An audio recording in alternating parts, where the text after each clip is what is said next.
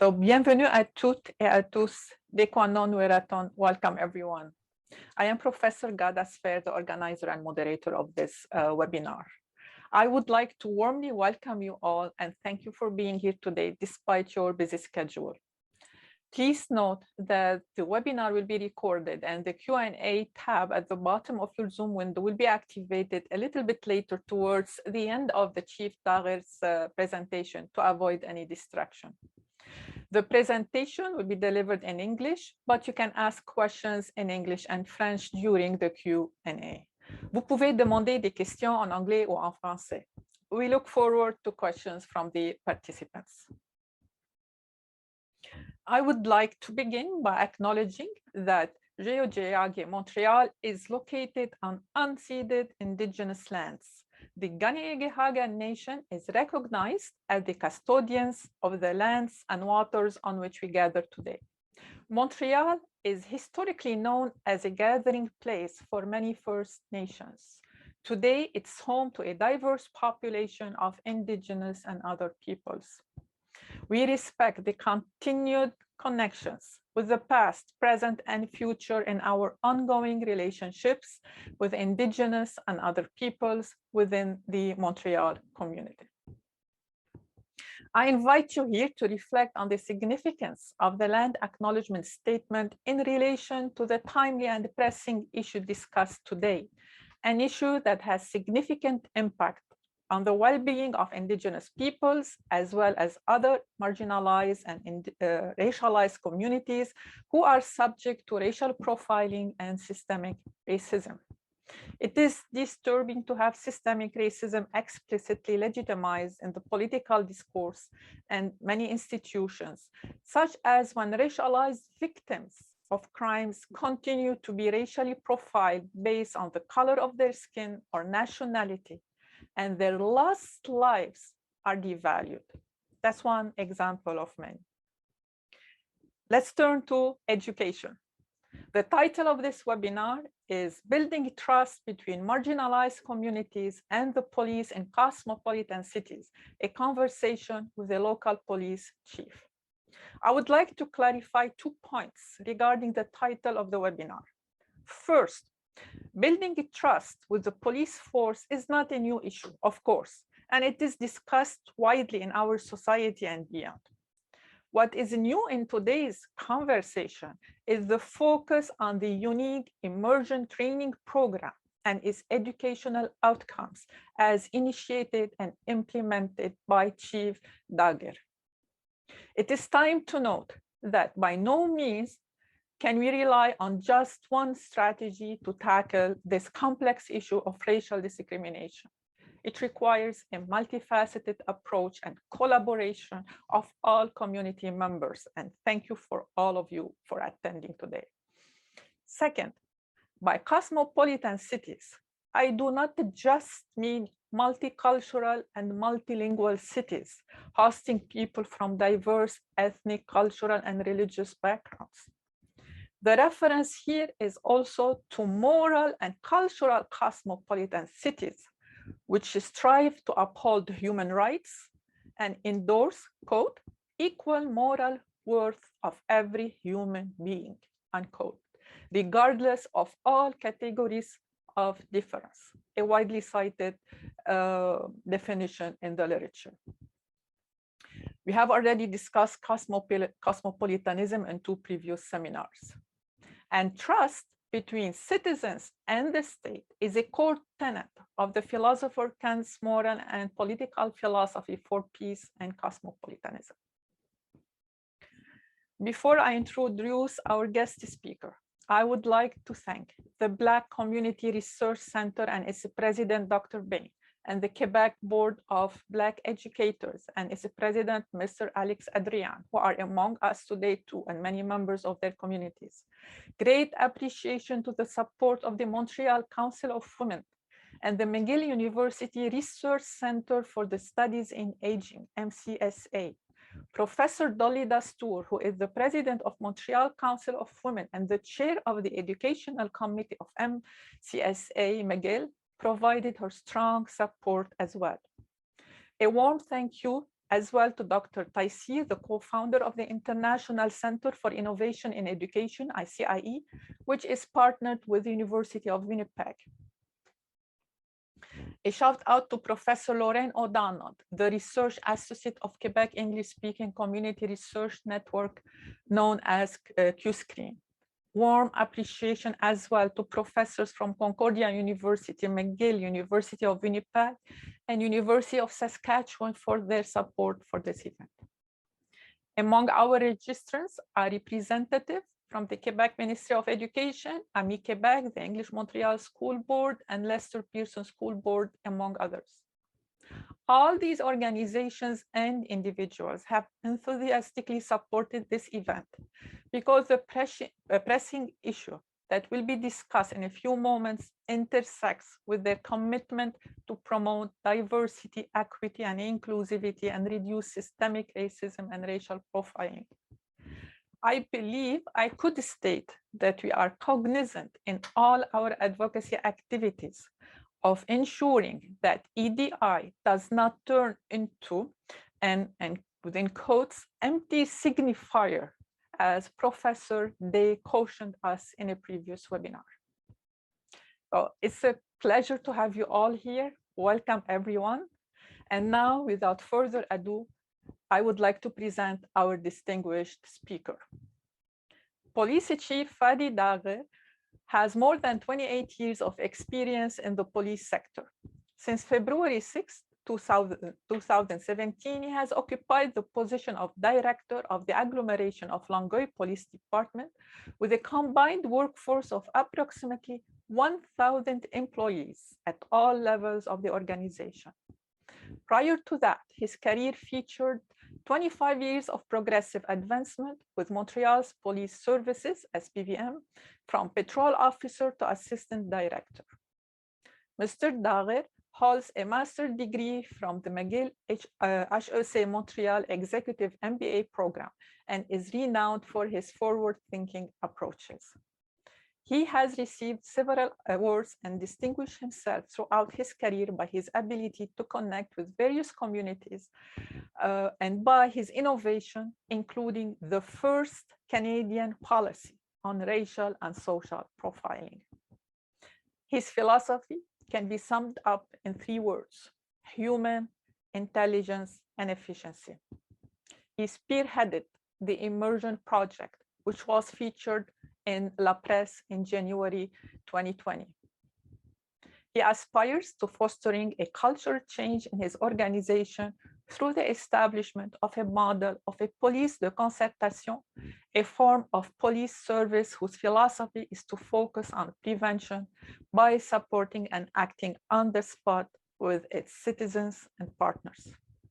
Chief Dagher, or Dagher, it is an honor to have you here with us today, and the floor is yours.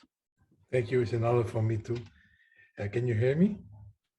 Yes, we can hear you clearly. Thank you. So thank you for having me. Listen, I'm going to make a short presentation and approximately maybe 20 minutes. And I would like to open the floor to discussion. You can ask me any kind of question. I'm very open, very transparent, and there's no limit to all the questions you can ask. Thank you. So let me start with the presentation.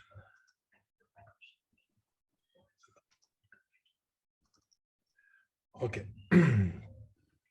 So let me move. There we go.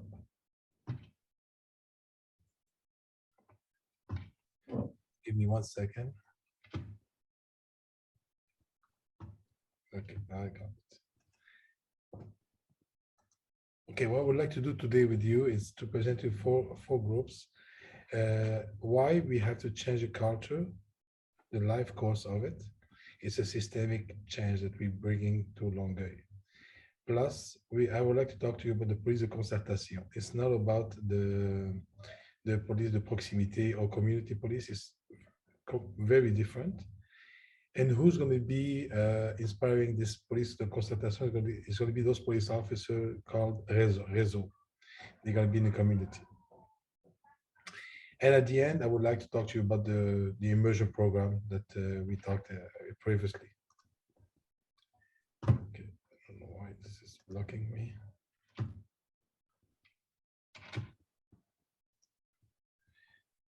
Organizational culture change life course. We initiated the whole program since 2018. Overall of the entire service from the recruitment to the promotion. It is a very important piece, but I will explain to you a bit later. But why are we changing? This diapo is very important because what we are showing you is this is the map of the whole agglomeration. I'm a chief of police of 5 cities: Saint-Bruno, Saint-Lambert, Boucherville, and Brossard and Longueuil. This is the whole area. So you can see at the extreme top, it is Boucherville, which is a pretty rich area. And you can see that the mental health call, which is the orange call, it's very present. So we have 70% to 75% of our police 911 call are much more social call instead of criminal calls. In blue, what you see in blue are the criminal calls. So our police officers, between 70 to 80%, they are answering to calls like between like mental health call, disturbing between neighbors. They have nothing to do with the police work, the traditional police work. So what we did with this context, we asked a consultation. We dealt with the l'INM, Institut du Nouveau Monde, completely independent from the police. And we asked that organization, please go in the community and ask the population what they want as a police department. What kind of offers, a service, of the service, what kind of offer they want from us, what kind of service they want from us. And we did inside the police, we asked our cops, our police officer, our civilian employees, what do you think we should offer to the population? Well, 5 things came out from this consultation. The population asked for cops much better, cops much more open-minded, open to diversity. Cops who are much more, have much better and more skills in emotional intelligence. Cops more present and staying in the neighborhood, not moving from the neighborhood. Police officer better trained in the mental health issue. So these are the 5 groups that came out from the consultation. What's the context of our social demographic transformation in Longueuil? Almost 20% of our population is 65 years old and older, and 32% are coming from immigration. So we are the 3rd group in the big Montreal area who are impacted by the movement of immigration in Longueuil. This is for me, it's one of the most important pictures you can see today is the systemic change. And I have 30 years as a veteran, and I can tell you after those 30 years, I learned my lesson from when you do some training. Sometimes we focus on one training, 6-hour training on the police officer, and thinking that after this training, that police officer is going to have the COVID vaccine is going to be perfect. It's going to be like a miracle going to happen. It's not going to have any bias, any prejudice or discrimination. So yes, we are focusing on the police officers, and you're going to see with the immersion program, we are focusing on the police officer, but we did want to attack the whole system. So candidate profile, what we did, we changed the whole profile of the candidate, the criteria. The future police officer in Longueuil gonna have to be a police officer who was involved before he applied to Longueuil. He was involved with the community. He did some social work. He did some mental health work in the psychiatric hospitals. Those are the candidates going to get more points to get in Longueuil instead of the candidate who are trained in the military or they were in the security. So we try to focus on those ability that we're looking into, those competence and the intelligence, emotional intelligence. So from the future candidate, the cadet, the recruit, we try to get the right profile from the beginning, because us as a police officer, our career is 30 years. When you're in for 30 years. Next, the staffing recruitment. There also, what we changed, when the new police officer became a cop in Longueuil, We train him for 3 weeks. That too, we are changing the whole program to make it more social program, more accessible to the community. Here, integration of the recruit. Also, again, we have a special training being coherent with the call that I just mentioned to you before. If 70 or 80% of my 911 call are more social, or the integration of the recruit should be more social instead of more military. Traditionally, what you're going to see in most of the police department is much more like quantity, they evaluate the quantity instead of the quality. Recruit training agent. This piece is one of the most important piece of this picture I'm showing you. Because in our culture in the police, you can train, you can have the right candidate, you can train him the right way. The first day that he sit in the car, in the police car, if the trainer, he have another mentality, which is a more combatant mentality, instead of me being a closer person to the community, where that trainer gonna break the young recruit, and he's gonna break his culture, he's gonna break his past, and he's gonna make sure that he's gonna mold him to what he wants as a trainer. So we are revising the trainer profile, making sure that he's aligned with our principle and our values. Professional development program immersion. I will talk to you a bit about it later. It's an innovative approach, and it's a unique approach, not only in Quebec or in Canada, but all over the world. We checked, we verify everywhere. Nobody did what we create in Longueuil. It's the first one in the world. Process and procedure, very, very interesting. I did the audit with my police officer and I said, can you verify our process and procedure? Do we have any bias, any discrimination involving in our process? And then the cops, the police officer have to apply on this on the field. First time we did it, and well, we don't have any bias. So we took our file of the process and procedure, and we sent it to a university with a teacher, and we asked, please, can you read it and come back with some? Oh my God, I felt a bit stupid. Like I was like, oh no, I didn't see that, and you know what? It's great, and it's very important to have a view from the outside to give us some critics, and we are transforming some of the procedure in the process. Finding the future manager. There too, I'm a chief of police, and I have many people under me. I want to be able to prepare the people who are going to take over, they're going to become higher officer and being seen next to me, but I have to find the right people. So what I did, we changed the psychological test. We made it much more closer to what we want. Savoir-être, how to talk to people, how to be closer to people, how to be more open to diversity, to marginalize the community. And this is how we're choosing the future police officers are going up in the rank. But also what we create is really new, and it was very surprising. Actually, I learned it in the AMBA of McGill, I should say. We sent those candidates to a boot camp for 3 nights and 4 days. And during the boot camp, they are being evaluated by therapists, social workers, evaluators, to make sure that we are hiring the right person to go up in the rank. Well, recently, it's not c'est pas éliminatoire, but it's to develop the people. Recently, we sent 6 police officers in the high rank. Only 1 came out with the capacity to continue to go up. Only 1 on the 6.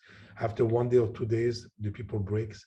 It's emotionally, we make them go through some exercise in the action, and right away we see the real person behind the candidate, instead of being only in the interview for 2-3 hours. After 24 hours, 48 hours, we can see who you are. Periscope, the last point. Periscope, very important. Most of the police department, they evaluate the police officers with the quantity. In Periscope, there is 11 competency, ability that we evaluate. 8 of them, it's only on soft skills, intelligence, emotional approach, how they communicate, how they talk to people, how they treat the people. This is how we evaluate. And 8 on 11 is huge. It's a really change of mentality. So you can see from the beginning, from the recruit to the end, we have a coherence the whole time. That's why we talk with, it's a very important piece of the presentation. It's a systemic change. Police de concertation. We are not social workers. And I keep telling the people, a lot of people are scared that Fady Dagher wants to take over the street and replace the social workers. I'm not a social worker, but I'm an actor worker.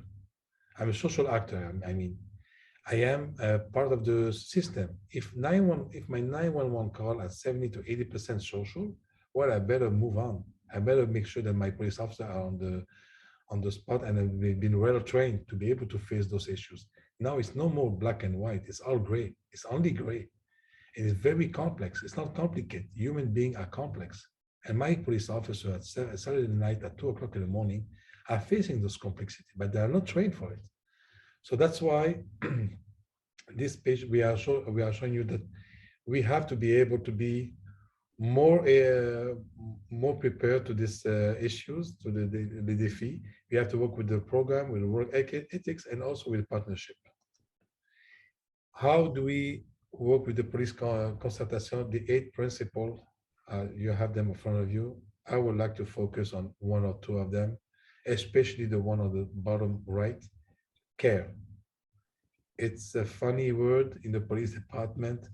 Hey, boss, I'm not here to care. I'm here to work. I'm here to arrest people. No, you're not here to arrest people anymore. Now you have to be able to care because most of your calls are not for criminal calls. Do you have what it takes to care to? And the trust also. Being able to trust your partner, to trust the citizen, to trust the community, to be able to make it work. It's a very different approach in the police department. The minister, Madame Geneviève Guilbeault, what she did, she launched an evaluation of the police department all over Quebec, the 33 police department in Quebec, to see what kind of services the citizen wants. And she had the committee that came back to the reality of policing. And it's great that she did it because it's been 20 years we didn't evaluate our police approach and offer. Where the 3 first recommendations on 130 recommendations, the 3 first one are the one from Longueuil. Concertation, concertation, concertation. So the politics have a real intention to change. And she even mentioned on the press conference, if this works in Longueuil, she would love to bring it out to other places in the province of Quebec. And I will mention that later in immersion program, we have an immersion program going on right now with the police réseau that you see on the screen. We have QPP, the provincial police with us, came for a 5 weeks training. We have SPVM, came for a 5 weeks training. We have Repentigny, came also, and we have the ambulance of the Charter came to the training. What are the réseau officers réseau? And this is one of the ways that we're going to be able to change the mentality in the police department. We are starting with 21 police officers, 2 supervisors, 1 captain, but our objective is to go up and up and up in numbers. For now, we're starting with 21. We received the finance from the city and from the government. But our objective is from now to 5 to 10 years. Let's say I have 300 patrollers. I would like to bring to 50%, which is 150 police officers in the réseau and 150 police officers answering calls. So who are they and what they're doing, police, the concertation and police réseau? They are not answering police calls. They are in the neighborhood. I don't know if people who are listening to us remember the gentleman, an old gentleman called William Bambray in SPVM. He used to be a prevention police officer, he used to be on the news. Hello, William Bambray. I will tell you, that person was more popular than the mayor of Montreal. He was so involved in the community. He was staying in the community. He was living with the community and everybody was talking to him. Most of the people will never call 911. They will call William.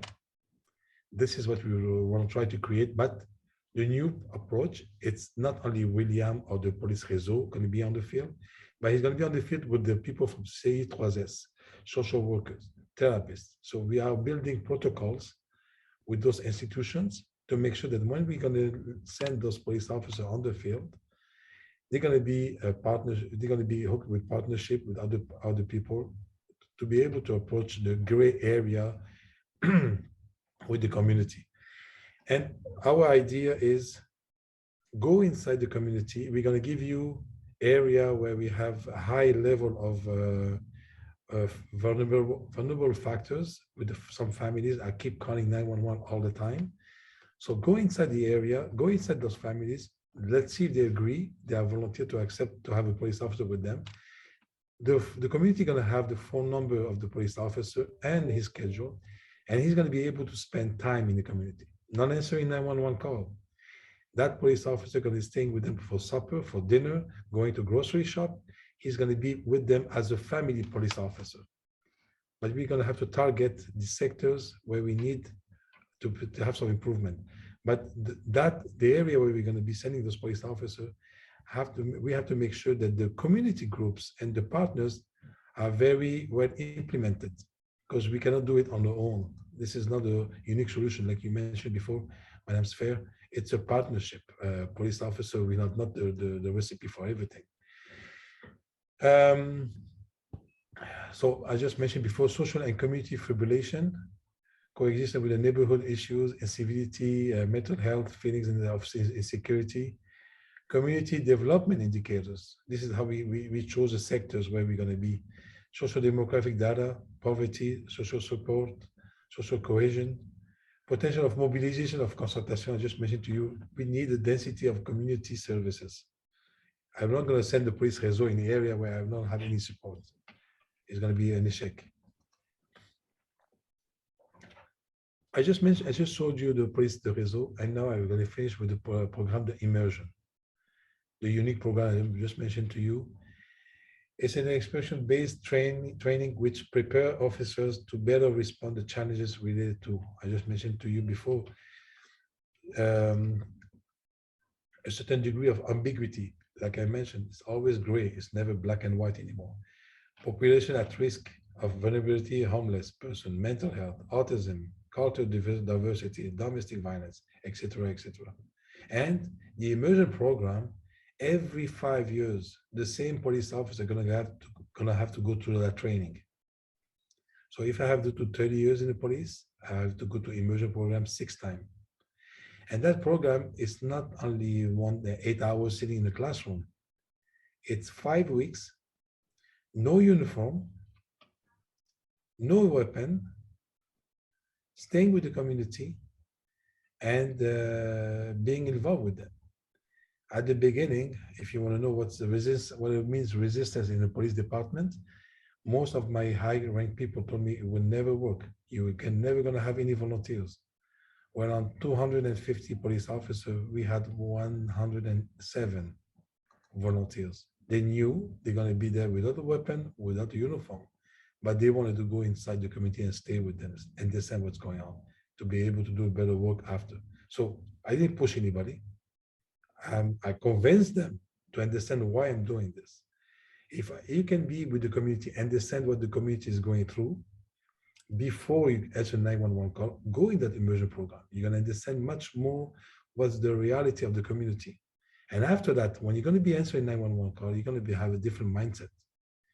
You're going to take your time to understand what's going on in the family. I'm going to give you an example. We sent police officer, no uniform, no gun in the family. The mother of the young boy, autism boy, they went to Costco. They went to do some shopping. It was in November, like now. And the Christmas decoration was started. The young boy inside the Costco, disorganized, have a crisis, have a kind of seizure inside the Costco, and the mother tried to control her boy. You should see the judgment of the community, the people around him. They treat her with such a bad word to her. She was judged, and the police officer was next to her. And I look at the police, you don't move, just watch. And they look at me, Fad, we have to do something. No. I want you to understand what she's going through every day. Maybe she's going through this every day. So this is the kind of experience that they went through, and they understand much better now in the community. If they had the same training in the classroom with the professor in front of them, I'm sorry, I don't think I will retain the same way. So I'm stopping right there. 1:32. I would like to have an exchange with the people. I would like people to ask me questions, but I prefer this than presenting some slides. Definitely. Thank you. Thank you for this wonderful and thorough presentation. And I really appreciate your down-to-earth approach in presenting to us. That's wonderful. So this, while we're waiting for the Q&A, the questions to come in, I have a couple of questions for you. But first of all, I would like to really say that this immersion training program is absolutely brilliant. So thank you for your team and the police officers for participating in this program to ensure a safe intervention with marginalized and racialized communities. And we truly hope that your program will continue to have significant impact and transform police intervention beyond Longueuil. So Sure. I'm gonna, while we're waiting for the questions, I hope the Q&A is open. So I'm gonna ask a question while they come in. The first one is, have you been, because you mentioned the vulnerable communities, I have one question. Have you been able to apply your immersion training program to bridge the divide between indigenous communities and the police force? And if so, how do you think it has gone thus far? If not, how are you reaching out to indigenous communities to rebuild trust and bridge the divides? Thank you. Thank you for the question. The first immersion program, we didn't connect with the indigenous community, but we are we have some exchange with them on a regular basis. But we are hoping the third program of immersion program, we're going to be with the Aboriginal community. But from now, we focus on the mental health, and during the mental health and the homeless people, and we are touching all kind of community, including the Aboriginal community. So we are touching everybody. But to focus on one of them, we didn't do it yet. But I know this question came out recently, and they asked us, Fady, please focus more on the Aboriginal community, and we will do it. Perfect. Thank you. You have one question that came in, and I want to also combine it because it also intersects one of the questions I have from Linda Serpone. How is this program received by other police forces and districts?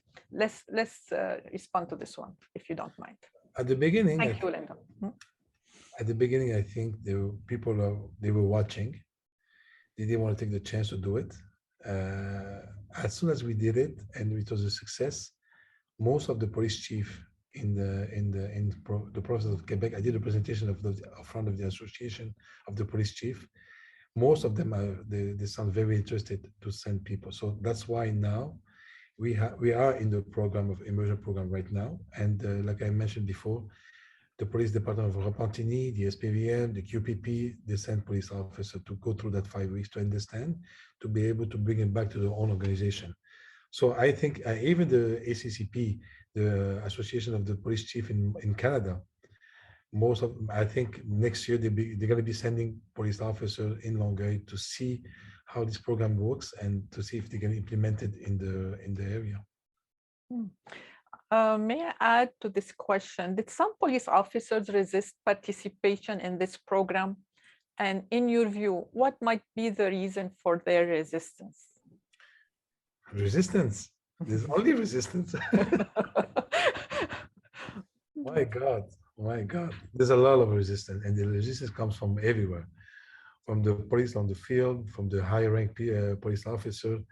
I think it's méconnaissance. They don't know the unknown. They wanted to see what it was about. But again, honestly, it was a real success, because when you ask some people to be volunteers, and I have only 30 places, I cannot take more than 30. It's 30 places twice a year. So 60 cops are going to be trained every year. But I have only 30 places, and then I have 107 volunteers. So yes, there's a lot of resistance, but a lot of police officers wants to try it, and they knew they're going to be 5 weeks without uniform and without a gun. And trust me, look at me today. I'm in uniform, and it's part of my job. I'm proud of it. And to ask them to take it out, and go in the community, it was huge. It was humongous for them to accept it. And the union also, the union was a real big deal because at the beginning they wanted to understand and then they agree. So when the union agree, like it's like no free pass, but like, okay, we're gonna watch you, go, try it, and we'll see how it goes. So yes, there is a lot of resistance, and how to deal with it is to be transparent, to bring some sense with the S majuscule, and really try to make them understand why you're doing this. And honestly, I had to go, I had over 1,000 employees. I had to go to each group, meet them one by one, and explain to them what it was about. Because at the beginning, they were closed like this. And then slowly, slowly, they opened their arms. Thank you. We have another question from Michael. Thank you for the question, Michael. In an era where many people are looking to reduce the policing footprint, how would you reply to the idea that your strategy is only widening the realm of policing as opposed to reducing it? Thank you, Mike. Well, Michael, I will say, if I would have the statu quo, if I would be a police department keeping the statu quo and keep doing the same thing, different year, you know what? I wouldn't mind. I would understand people who wants to cut the finance of the police department and reduce the department. I'm not. I would understand it.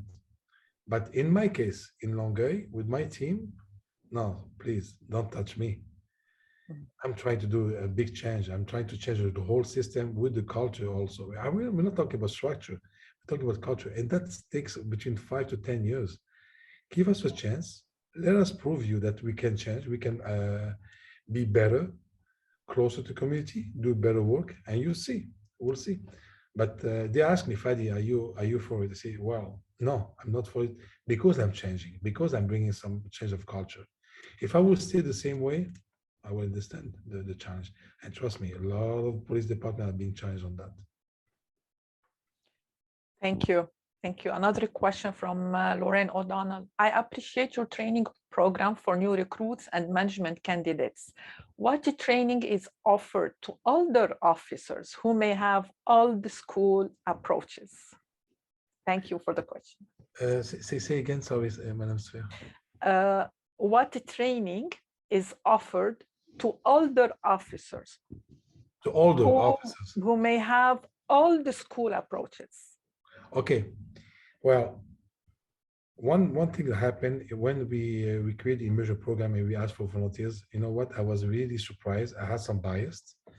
I thought that only young police officers can apply as a volunteer to the immersion program. Well, on the 30 police officers, almost 20 of them, they were senior police officers, older police officers. So that really surprised me. I thought it would be only the younger. So the older also they want to change. They want to make sure that they want to be able to approach better the citizen and give them better service. But like I mentioned, all of them, older, younger, women, men, all of them, gonna have to go through that training. For now, it's volunteers, but I can. We did the calculation. We think in 5 years, everybody gonna go through it. At the end, I know there's gonna be a lot of resistance. Let's say the last group of, I don't know, maybe 50 people. Then I'm gonna have to negotiate with them to ask them to go for the training. I don't know how I'm gonna do it, but they know that they're gonna go. They are gonna go. They're gonna have to go through the training. And again, 5 weeks is not 8 hours. So it's to be able to make them understand why. And what's nice, now it's been twice we've been doing immersion. Every time the police officer come up from that training, they multiply, they contaminate the right way, other people to become ambassadors. Hey, that's why they go to them. That was great. We learned so much. Guys, you should go too. So slowly, slowly, it's not Fady who's talking about it, it's between them. And giving the empowerment between them to go and invest themselves in that program. Thank you. Another question from Sam. We have very interesting questions coming from the audience. What has been the reaction of the police union in your municipality and the provincial federation to your initiatives? You talked about filtering police recruits for attitudes.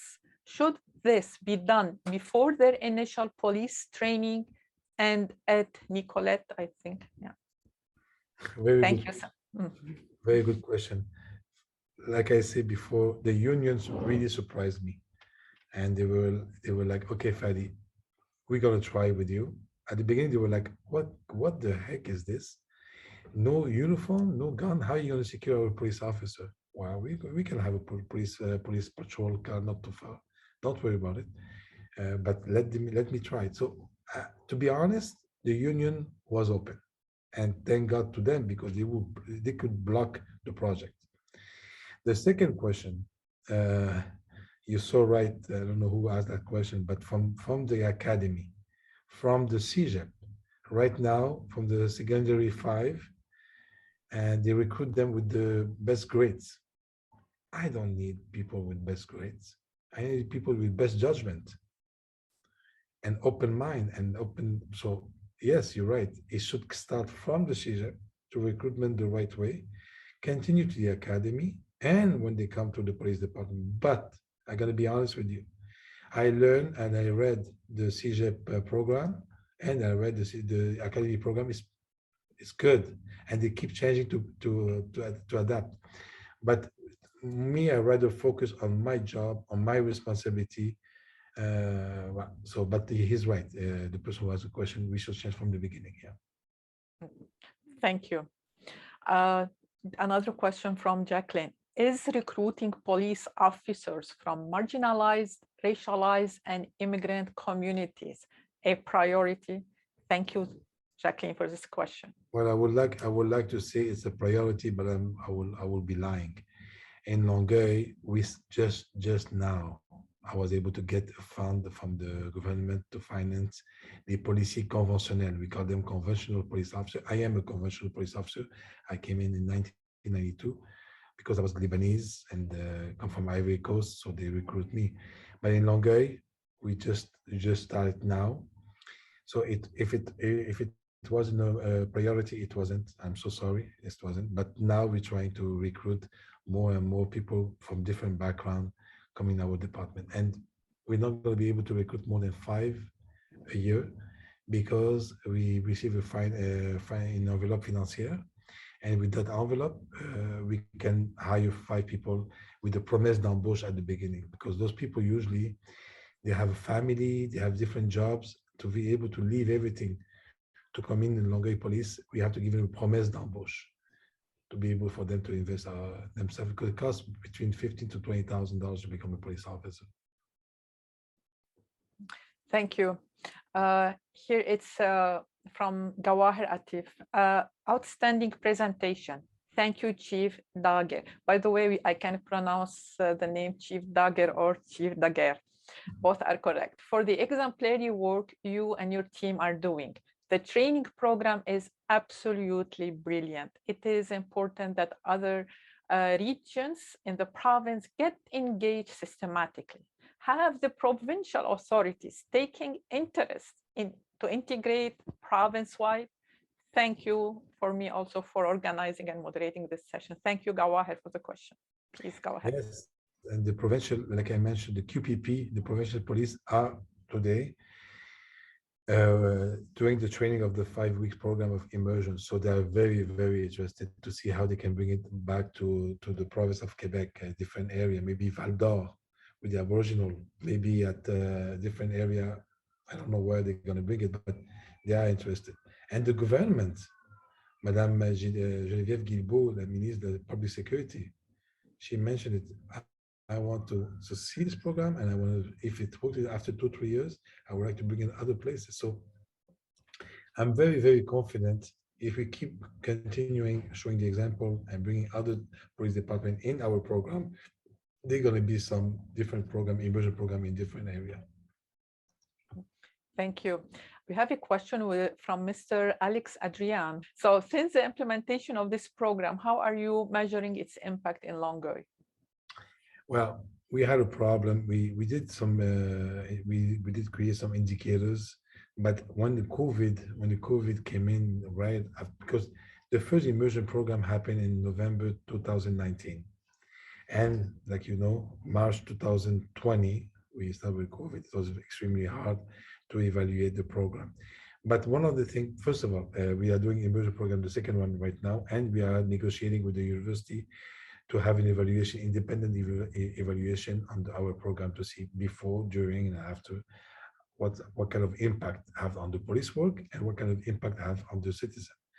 But right away, when my police officer came out from the immersion program in 2019, and they went on the police call, 911 call, the 911 department called me and told me, Fady, something's going on. Those calls that you send in the immersion program, now instead of taking 20, 15, 20 minutes on the call, this thing 1 hour and a half. What the heck they doing?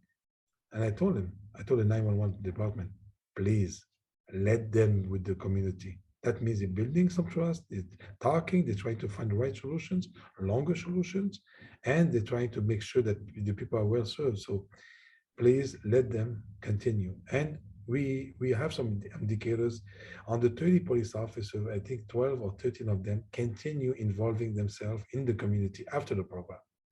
So that means it became a part of the life, part of the patrol. When they patrol, they go see the group of they met, they go see the family that they met during the program. So they kept the contact with them after two years. For me, that's a huge success. And we did a test recently in a special area in Longueuil. We had a lot of police call about the citizen are calling for the in the neighborhood, they're calling for the homeless people. So we sent 2 police officers, like police réseau, and we asked those cops, those police, stay in the community, stay with the homeless people, and try to find solutions. We had 86 calls a month in that area. After 1 month, putting the police officer with the citizen and the homeless people and talking and trying to find solution with partners, we are down, after 1 month, we are down to 41 call, 911 call. You have to understand, passing from 86 to 41, that means it's 40 to 45 calls that my police officer don't have to go. Not only they don't have to go, they don't have to go in the context of crisis, and they don't have to use a taser or the physical force or to fight with anybody, or maybe even the gun. For us, it's a huge progress to pass from 86 to 41 after 1 month. That means we have to keep sending those cops, staying in the community, not answering 911 call, but making sure that everybody's answered and we find solutions. Thank you so much. And my apologies, QBBE stands for Quebec Black Board of Educators. And thank you so much for QBBE for their support for this webinar. From Anne, another question from Anne: incredible work that you are doing with this immersion training. Heartfelt thanks. Is this intended as an ongoing training throughout the careers of the police officers? Yeah. Thank you.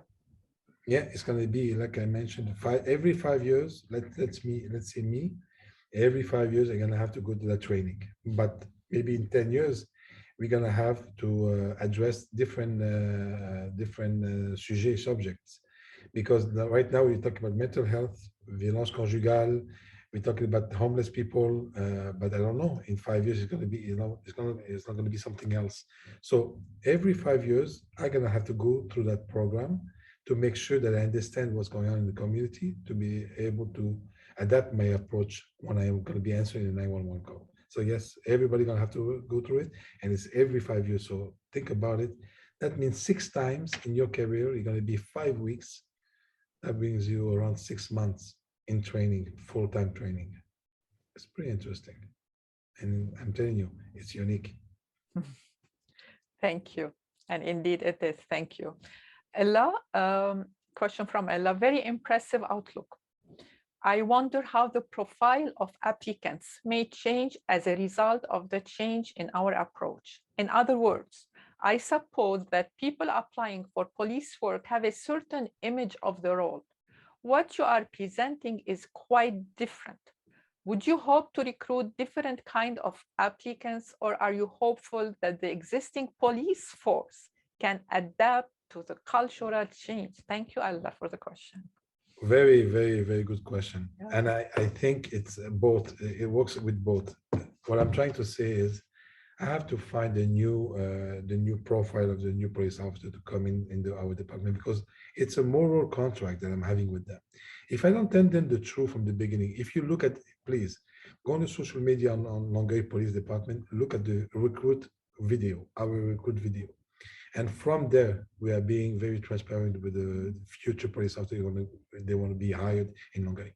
We're showing a video very close to the community. And at the end, I would love to see the phrase, if what you see in that video interests you, please apply to Longueuil. If what you see in the video doesn't interest you, please don't you ever apply in Longueuil. I don't need you. I don't want you. I'd rather have the right people from the beginning because I have a moral contract with you.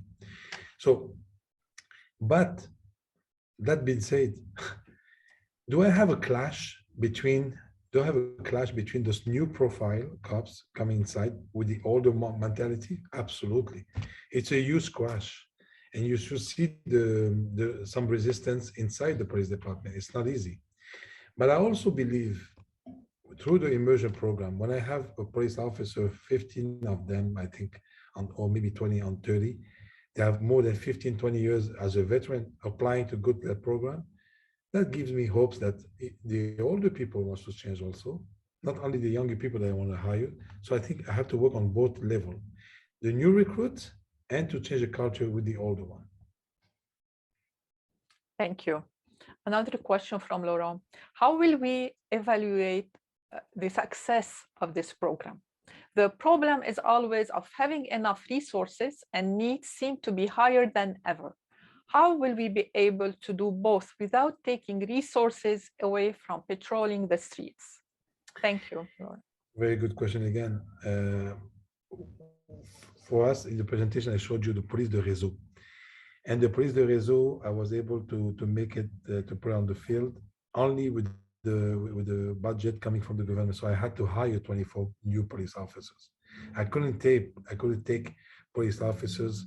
Yeah, I hired 25 recruits, and I chose with a very strict process the right 24 people for réseau, for the concertation. So I chose people from inside who are already ambassadors. They are much better than me. Trust me, those police officers are amazing. So I chose them, but I had to hire 25 recruits to replace them. There's no way I was able to create that new police approach with the police officer that I had without adding, because we already overbooked on the 911 call. We are already exhausted. Our mental health, I've been involved. I've been influenced. Notre santé mentale has been really affected. So I had to make sure that if I create something new, I had to have the budget with the right people to start. So we're going to be evaluating with the university very très prochainement, and I'm hoping that we're going to get some result, and we are giving them some indicators. Like I mentioned, if my call goes down, my 911 calls goes down, this is one of the very good indicators for me, telling me that those police officers on the field, without the 911 call, are doing a good job. Thank you. Another question from John. Hi, Chief Dagher. Thank you for your presentation. I wanted to ask you about the boot camps you mentioned, which tested officers over 2 to 3 days. I find this very interesting. Can you please elaborate on the types of characteristics you were observing, and perhaps an example of a test an officer may go through? Thank you, John. I found it very interesting too, but I don't think my candidate found it interesting. I hate it. Well, I'm not supposed to give you an example, but I'm going to give you one very fast one, but maybe you're going to understand it. Walk in silence in the mountain. They were all leaders. Those 6 police officers, they are leaders, they are intervention people. They say, what? Walk in silence? So I wanted to see the teamwork. I want to see if they respect the neighbor, the people next to him. I want to see what kind of behavior they're going to have in that walk. You should see. There's no one cop like to walk behind the other one. They all want to be leaders walking in the front. But we keep telling them, step back, take the time, listen, watch. And as soon as I see the people walking in the front and taking always the lead, I need some leaders, but I don't need that kind of leaders all the time. So this is one of the exercises we give them, but there's so many others where we create a music, a song, where we create some painting, and they were like, what, we're going to create a painting? Yeah, do the work and try to do it with a team. So it was very challenging, extremely challenging. It was sometimes was stupid exercise, but really, really affecting them deeply inside. And we were able to see the behaviors. Thank you so much. I'm not sure if you can still, we have so many questions left, but we ran out of time. So I'm going to pass all those questions to you. Chief Dagher, I'm sorry we can't continue to respond to those questions, but they are awesome questions. I really thank you. The participation of the audience was awesome. And thank you, Chief Dagher, for sharing with us the success of your immersion training program. I really also appreciate your transparency and your honesty with us. And that's something very valuable, and we really appreciate it. It's a fascinating program, and I hope it will be adopted in various cities across the country. Thank you for everyone. Thank you for your generous time with us. I will share with you the link to the recording of the webinar via email, and it will be posted on the website, on my website, as well as the website of ICIE and Montreal Council of Women. Thank you, and enjoy the rest of your day. And probably before I end the webinar, maybe would you like to say last comments, Chief Dagher? I was very happy to share this presentation with the Lebanese woman back home. I didn't know you were Lebanese, and I'm so proud of you. So we said we're not gonna reveal this. I didn't know. Like I said, I'm very humble and transparent. So thank you for everyone. Thank you for everyone. Have a I great really day. appreciate you accepting the invitation. Thank you so much. And I hope that the audience have received the answers to their responses, to their concerns. We are all concerned of what's going on nowadays in our street, in our cities, and so on. And as you have noticed, there is a lot of collaboration and support. All the community works together. And your approach is awesome for us to work with your institutions and all together in order to have a constructive relationships based on trust with the police force. I really appreciate all the support of all the organizations. Thank you so much, and enjoy the rest of your day. And yes. last thing, I was looking some question. Please, if any of you wants some presentation in the school, or you want, I share everything. I don't keep anything for myself, so I'm very open to share with a different community, different partners, different institutions. So feel free, if Madam Chair, you receive any demand, send it to us, and I will send my team to be able to do the link and to follow up. Thank you so much. Okay. Thank you so much. Great. Thank you. Have a good day. Bye. I'll end the webinar.